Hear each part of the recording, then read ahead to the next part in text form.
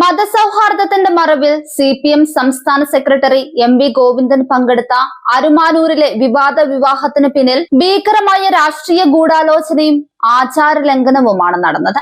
കുംഭമേളയിലൂടെ social മീഡിയയിൽ വൈറലായ 16 വയസ്സ് മാത്രം പ്രായമുള്ള പെൺകുട്ടിയെ വ്യാജരേഖയുണ്ടാക്കി വിവാഹം കഴിപ്പിച്ചതിന് പിന്നിൽ CPM ഉന്നതരുടെ ഒത്താശയുണ്ടെന്നതിന് വ്യക്തമായ തെളിവുകൾ പുറത്തുവരികയാണ്. പെൺകുട്ടിയെയും മുസ്ലിം കാമുകനെയും വിവാഹത്തിനായി നെയ്യാറ്റിൻകരയിൽ എത്തിച്ചത് ഒരു സിനിമാ ക്യാമറാമാനായിരുന്നു. കേരളത്തിന്റെ മതസൗഹാർദ്ദം വിളിച്ചോതുന്ന കേരള സ്റ്റോറി എന്ന പേരിൽ നടന്ന ഈ നീക്കത്തിന് പിന്നിൽ ഉന്നത ഉദ്യോഗസ്ഥരുടെയും രാഷ്ട്രീയ നേതാക്കളുടെയും ഒത്താശയുണ്ടെന്നാണ് ഉയരുന്ന പ്രധാന ആരോപണം. ഇതിലൊരു കേരള മിഷനും ഉണ്ടായിരുന്നു. മാർച്ച് 7-നാണ് പെൺകുട്ടിയും പങ്കാളിയും സുഹൃത്തായ ക്യാമറാമാൻ ലാലും നെയ്യാറ്റിൻകരയിലെത്തിയത്. അരുമാനൂരിലെ വിവാഹത്തിന് 2 ആഴ്ച മുമ്പേ ഇവരിവിടെ എത്തിയിരുന്നു. ഇവരുടെ രഹസ്യ താമസത്തിനും മറ്റും സൗകര്യമൊരുക്കിയത് പ്രദേശത്തെ ഇടതുപക്ഷ സംഘടനാ നേതാവായിരുന്ന ജീവനക്കാരിയാണെന്നാണ് റിപ്പോർട്ട്. CPM സംസ്ഥാന സെക്രട്ടറിയെ വിവാഹത്തിൽ പങ്കാളിയാക്കിയത് ഒരു ഇടതുപക്ഷ സംഘടനാ നേതാവാണ്.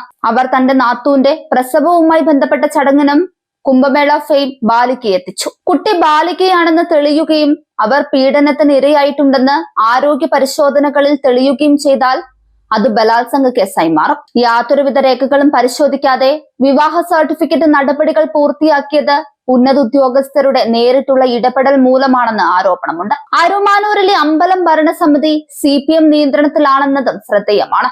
ബ്രാഞ്ച് സെക്രട്ടറി മുതൽ ഏരിയ കമ്മിറ്റി അംഗം വരെയുള്ള പ്രാദേശിക നേതാക്കൾക്ക് ഈ വിവാഹത്തെക്കുറിച്ച് കൃത്യമായി അറിവുണ്ടായിരുന്നു. കല്യാണം അരുമാനൂരിലെ അമ്പലത്തിലെത്തിയപ്പോൾ ഈ വിവാഹം ഒരു മതസൗഹാർദ്ദ മാതൃക എന്ന നിലയിൽ അവതരിപ്പിക്കുകയായിരുന്നു എന്നാണ് സൂചന. അങ്ങനെ വന്നാൽ താമസ സൗകര്യം ഒരുക്കിയവരും റേപ്പ് കേസിൽ പ്രതികളാകും. വിവാഹത്തിന്റെ ദുരൂഹത പുറത്തു വന്നതോടെ അരുമാനൂരിലും പരിസര പ്രദേശങ്ങളിലും വലിയ പ്രതിഷേധമാണ് ഉയരുന്നത്. കേരള സ്റ്റോറി എന്ന സിനിമയ്ക്ക് മറുപടിയായി കേരള മിഷൻ ആസൂത്രണം ചെയ്തതാണോ ഇതെന്ന് പലരും സംശയിക്കുന്നു. പ്രാദേശിക CPM നേതൃത്വവും ഒരു സർക്കാർ ഉദ്യോഗസ്ഥയും ചേർന്ന് നടത്തിയ ഈ നീക്കം പാർട്ടിക്കുള്ളിലും അസ്വസ്ഥതയുണ്ടാക്കിയിട്ടുണ്ട്.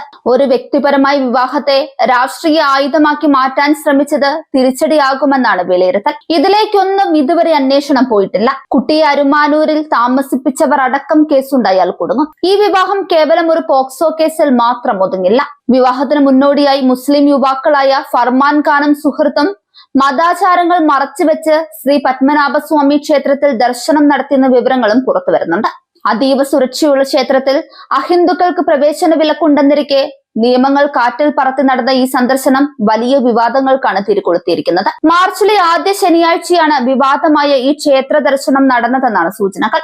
അതീവ പവിത്രമായ ക്ഷേത്രാചാരങ്ങളെ ലംഘിക്കാൻ ഇവർക്ക് ഒത്താശ ചെയ്തത് നെയ്യാറ്റിൻകര സ്വദേശികളാണ്. അഹിന്ദുക്കൾക്ക് പ്രവേശനം നിഷേധിച്ചിട്ടുള്ള ക്ഷേത്രത്തിൽ മതവിശ്വാസം മറച്ചുവെച്ച് ഇവർ എങ്ങനെ പ്രവേശിച്ചു എന്നതിൽ ക്ഷേത്ര ഭരണസമിതിയും അന്വേഷണം ആരംഭിച്ചിട്ടുണ്ട്. സർക്കാർ ഉദ്യോഗസ്ഥയുടെ പങ്കും ക്ഷേത്ര സുരക്ഷാ ജീവനക്കാരുടെ വീഴ്ചയും ഗൗരവകരമായി തന്നെയാണ് കാണുന്നത്.